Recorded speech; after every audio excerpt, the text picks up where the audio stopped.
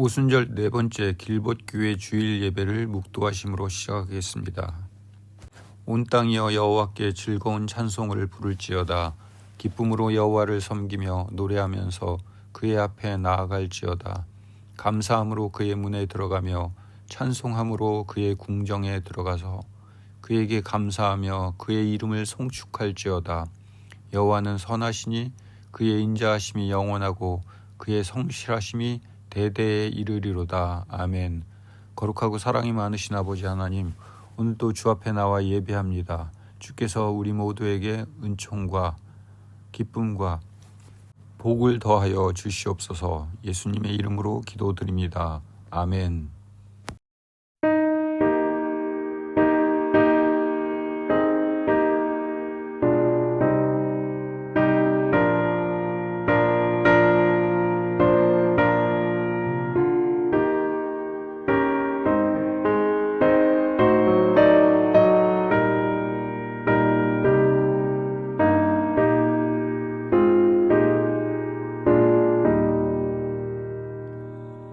나 주의 도움 받고자 주 예수님께 빕니다. 구원 허락하시사 날 받아 주소서.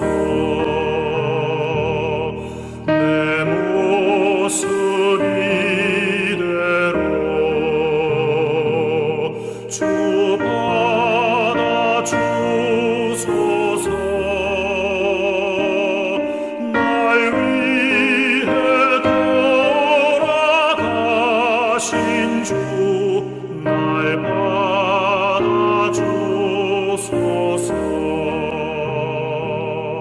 큰 죄에 빠져 영죽을 날 위해 피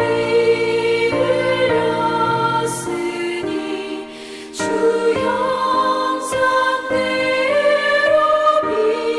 빚으사 날 받아 주소서.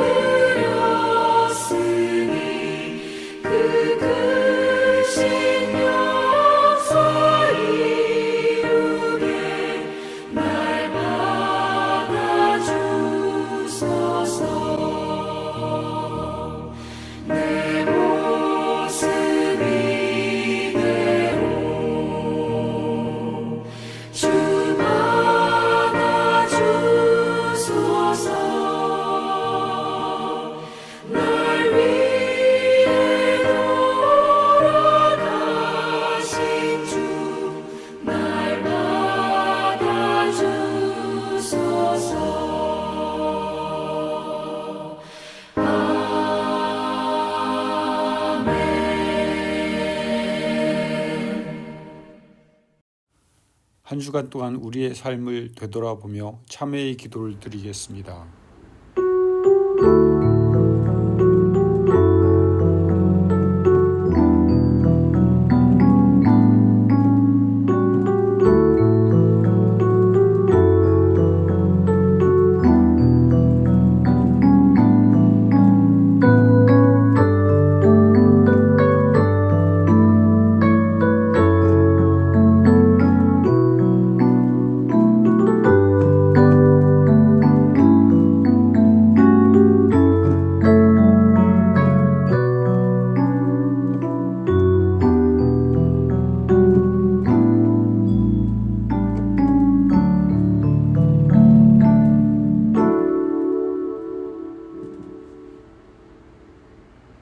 오늘 우리에게 주신 하나님의 말씀은 출애굽기 21장입니다. 출애굽기 21장에서 23장. 내가 백성 앞에 밝혀둘 법령은 이러하다. 히브리 노예를 사면 그는 6년 동안 노예 노릇을 하다가 7년째 되는 해에는 그냥 풀려나가서 자유로운 사람이 된다. 혼자 왔으면 혼자 풀려나갈 것이다. 한 여자의 남편이었으면 아내와 함께 풀려나갈 것이다. 주인이 그에게 아내를 주어 그 아내가 그에게 아들이나 딸을 낳아 주었다고 하자. 그러면 아내와 아이들은 주인에게 속할 것이므로 그는 혼자 풀려나갈 것이다. 노예가 저는 주인님과 저의 아내와 아이들을 사랑하므로 나가서 자유로운 사람이 되고 싶지 않습니다. 하고 분명히 말한다고 하자. 그러면 주인은 그를 하나님 앞에 데리고 가야 한다. 그를 문이나 문기둥으로 데리고 가서 주인이 송곳으로 그의 귀를 뚫으면 그는 영원히 노예 노릇을 해야 한다. 딸을 팔아넘겨 노예가 되게 했으면 그 여자 노예는 남자 노예처럼 풀려나갈 수 없다. 주인이 어떤 여자 노예를 자신의 아내로 맞이하겠다고 정해 놓았는데 그가 주인의 마음에 들지 않는다고 하자. 그러면 주인은 그 여자 노예를 풀어주어야 한다. 주인이 그 여자 노예를 속인 것이므로 그를 다른 나라 백성에게 팔면 안 된다. 여자 노예를 주인이 자기 아들의 아내로 삼으려 한다면 딸에게 하듯이 그 여자 노예에게 해주어야 한다. 주인이 다른 여자를 아내로 맞아들였더라도 아내로 삼은 여자 노예에게 주던 살코기 음식과 옷과 또 그와 함께하던 잠자리를 줄이지는 말아야 한다. 이 세 가지를 해주지 않으면 그 여자 노예는 몸값을 내지 않고 그냥 풀려나갈 수 있다. 사람을 때려서 죽인 사람은 반드시 죽여야 한다. 숨어 기다렸다가 죽인 것이 아니라 하나님이 그의 손에서 그런 일이 일어나게 하신 것일 수 있다. 그럴 때는 내가 너를 위해 그가 달아날 곳을 한 군데 정해줄 것이다. 그렇지만 누가 흥분하여 나쁜 꾀를 부려 이웃을 죽였다면 그 사람이 나의 제단에 있다고 해도 끌어내어 죽여야 한다. 자기 아버지나 어머니를 때린 사람은 반드시 죽여야 한다. 사람을 납치하여 팔아버렸거나 데리고 있는 사람은 반드시 죽여야 한다.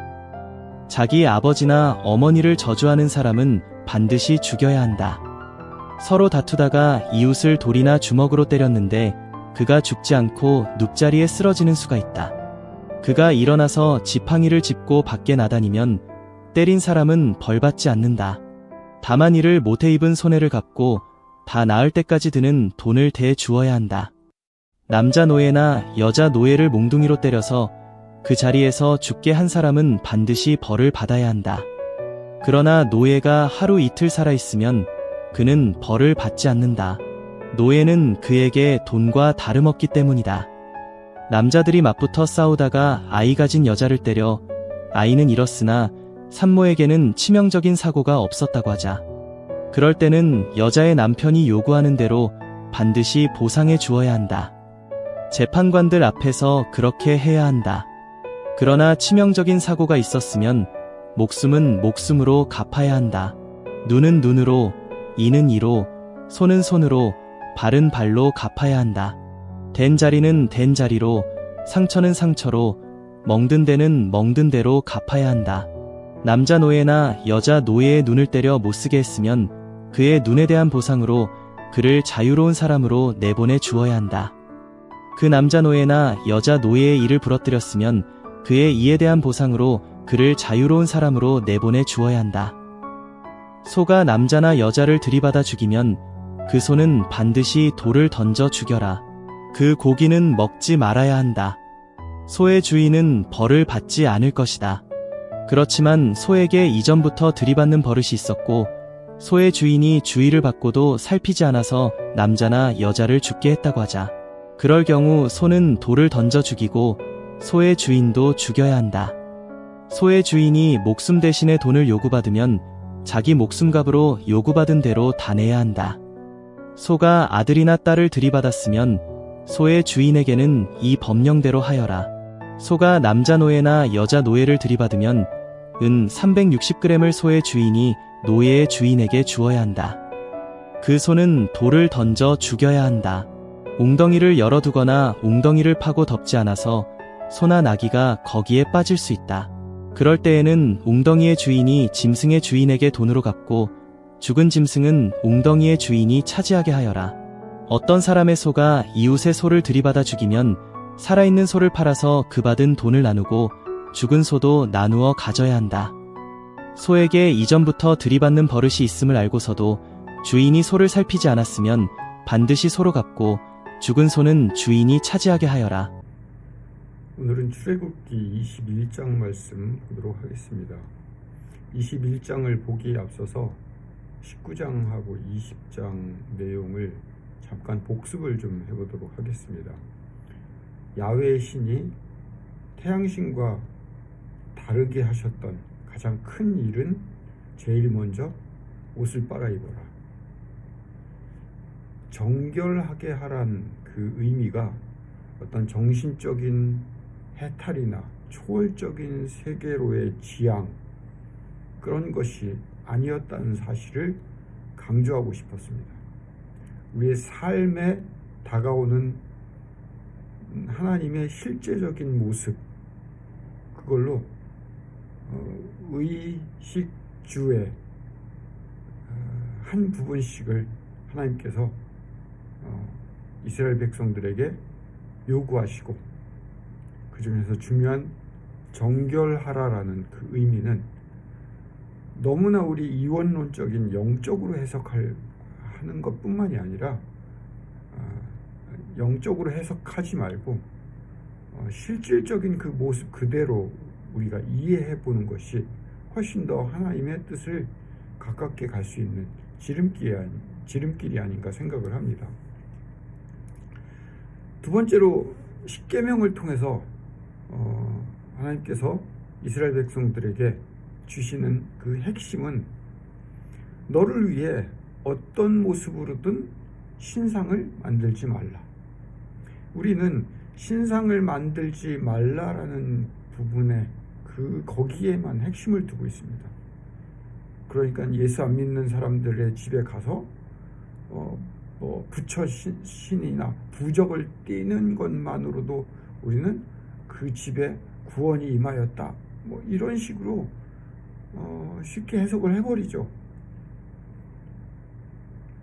근데 하나님께서 정작 말씀하시는 것은 어떤 모습으로든 신상을 만들지 말라. 누구를 위해? 너를 위해. 너를 위해라는 말이 더 중요한 말이에요. 왜냐하면 출애굽기 20장에는 나를 위해서도 야훼인 나를 위해서도 어떤 것들도 만들지 말라고 말씀하셨습니다. 흙으로 만들어 번제를 드리고, 왜냐하면 흙은 자연스럽게 없어질 것이니까. 만약에 흙이 없어서 돌을 사용할 거라면 다듬지도 말고 정을 대지도 말고 계단으로 올라다닐 정도로 높이 쌓지도 말래요. 계단으로 올라다니다 자기 아랫부분이 사람들에게 보이지 않도록. 그 의미는 계단으로 만들지도 말고 계단 높이 쌓지도 말고 그저 옆에 굴러다니는 돌 하나 놓고 그 위에 번제를 드려라. 그 의미로 하나님께서 이야기하셨다면 마찬가지로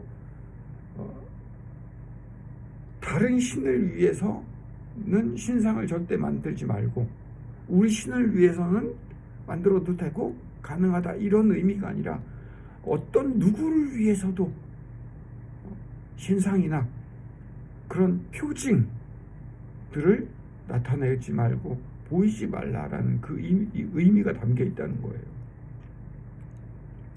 그 이유는 너를 위해서도 나를 위해서도 그 어떤 섬김을 바라거나 섬기려 하지 말라는 말입니다. 파격적인 해석이죠. 우리는 그렇게 배웠잖아요. 우리의 존재 이유가 주를 위해 사는 거라고 배웠는데 말입니다. 그런데 섬기지 말라? 십계명에 나오는 20장 6절에 무슨 말씀이 있습니까? 나를 사랑하고 나의 계명을 지키는 자에게 수천 대의 복을 주시고, 그 바로 앞에 5절에는 나를 미워하는 자에게는 3, 4대의 벌을 내릴 거라고 말씀하십니다. 하나님은 그 십계명 중에서, 십계명의 내용 중에서 사랑이라는 말을 넣으십니다.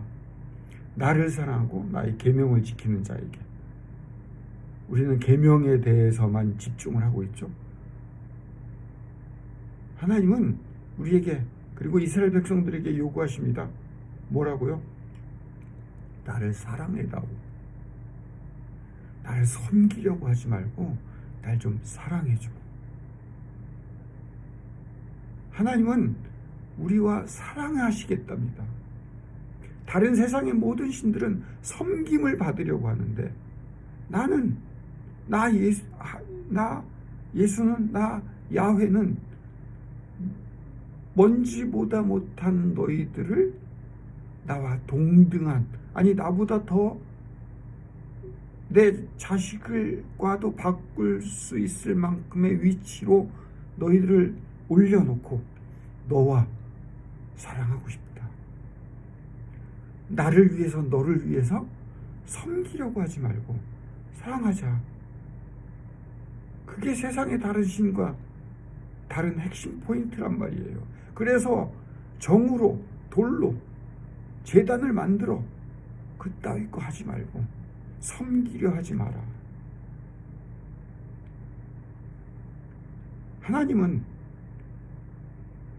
힘과 권력의 모든 정점에 계신 그 분이지만 그걸 내려놓고 사랑하시기로, 사랑이란 힘으로 우리를 항복시키기로 결정하신 분이란 말이에요.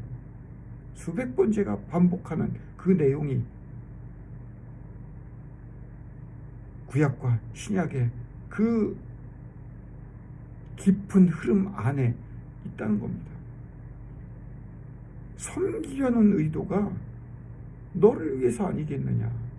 신을 섬겨서 무엇을 받아내려는 의도가 그게 문제라는 겁니다. 태양신에게 하던 그 모든 관습과 자세를 버려. 그리고 하나님인 나는 너와 사랑하고 싶다. 결혼할 때 배우자의 직업과 재산과 학벌과 여타 배경 때문에 결혼을 하셨습니까? 그럼 그 배경이 깨지는 날 이혼각입니다. 서로에 대한 사랑이 전제되지 않은 채로 다른 배경이 보인다면 하나님은 우리와 결혼하셨답니다. 우리의 어떤 배경을 보지 않으시고 우리를 사랑하시기로 결정하셨습니다.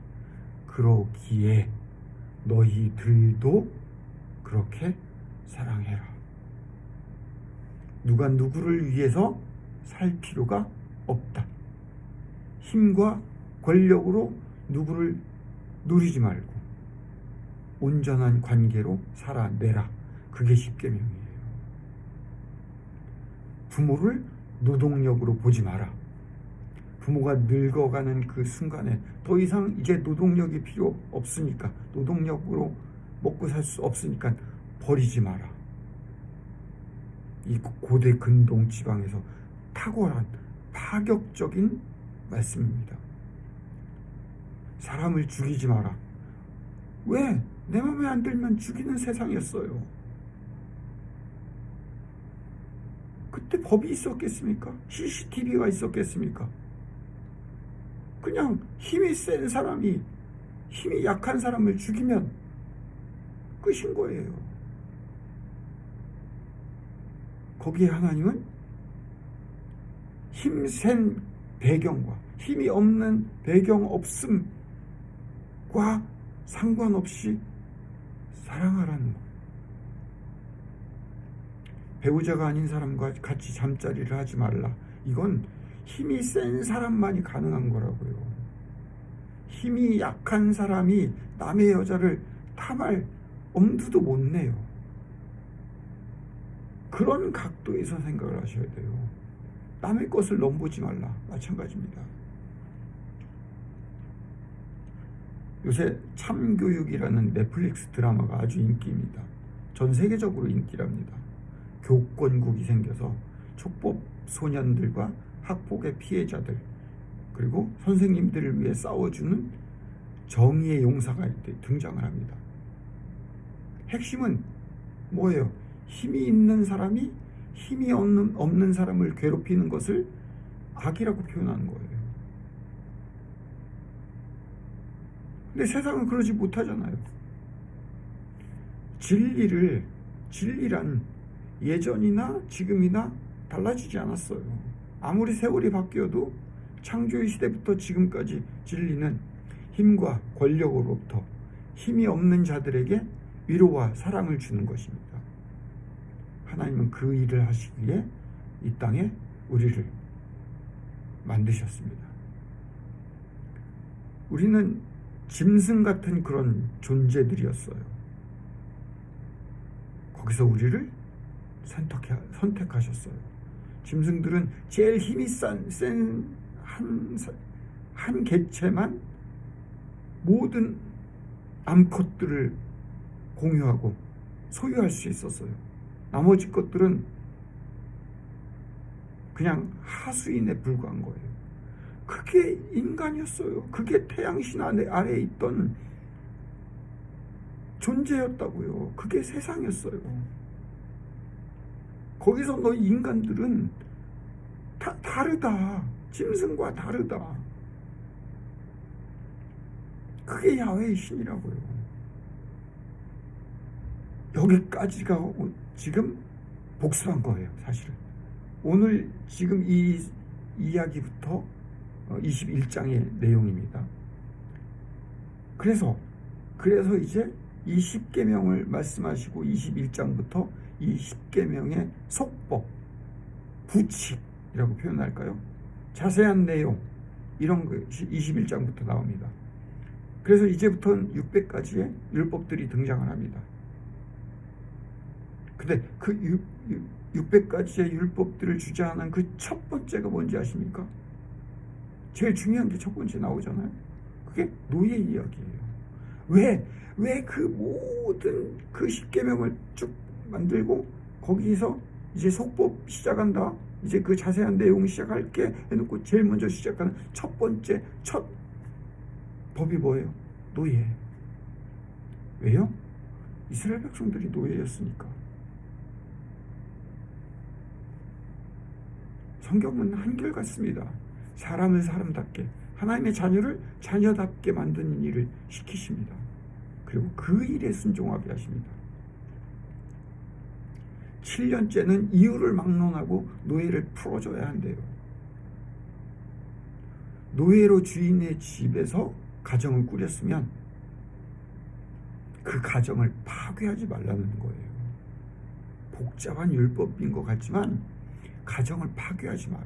노예의 신분이든 뭐 어떤 신분이든지 간에 그게 핵심이에요. 근데 오늘의 제일 중요한 핵심이 하나 있습니다. 7절이 오늘 제일 핵심입니다. 딸을 팔아 노예가 되게 했으면 그 여자 노예는 남자 노예처럼 풀려나갈 수 없고 평생 노예가 되어야 됩니다. 여기 여러분들 역시 고대 근동에 남존여비 사상이 가득한 법전을 하나님도 그냥 묵인하셨나? 이렇게 생각할지 모르겠습니다. 남자 노예는 여러 가지 이유로 풀려날 수 있는데 왜 하필 여자는 안 됩니까? 그래서 성경이 모순이고 오류라고 생각하세요? 그건 우리가 잘못된 각도로 본문을 읽고 있기 때문입니다.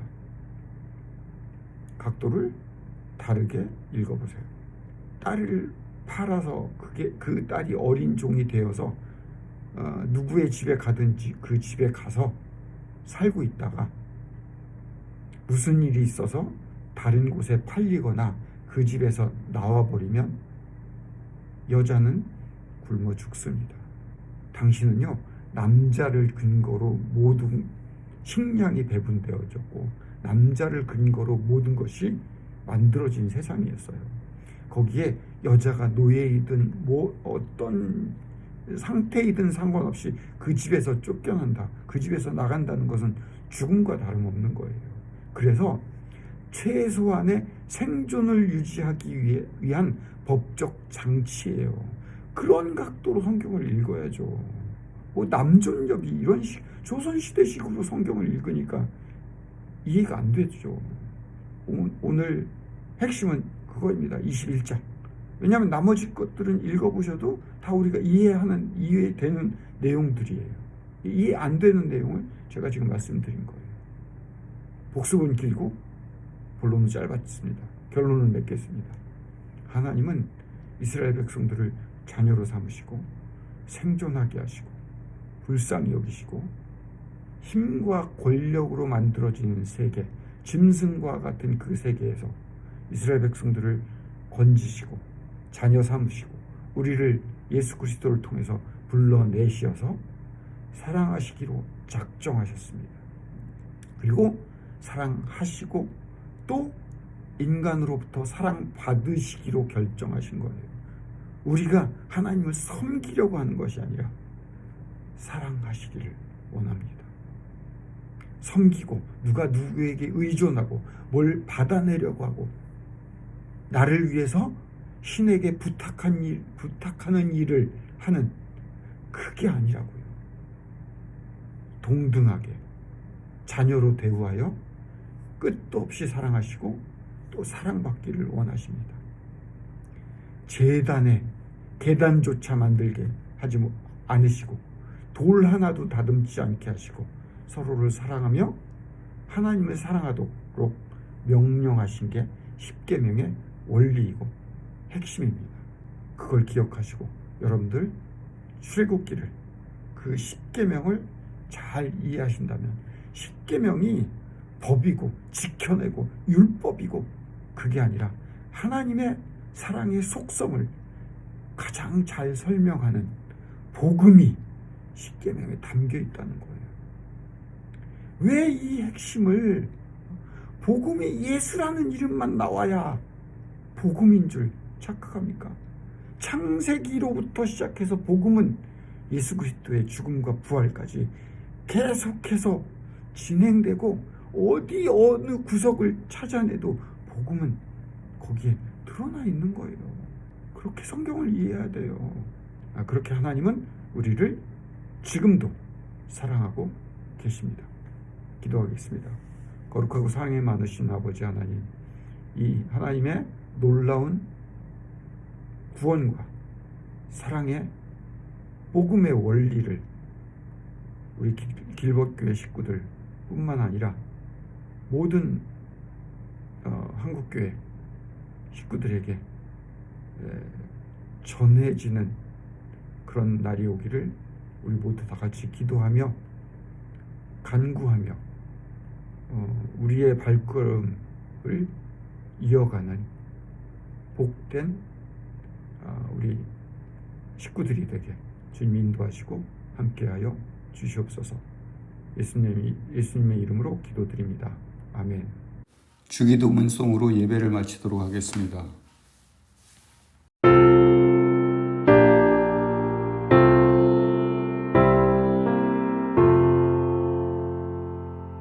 하늘에 계신 우리 아버지 이름이 거룩히 여김을 받으시오며 나라의 임하옵시며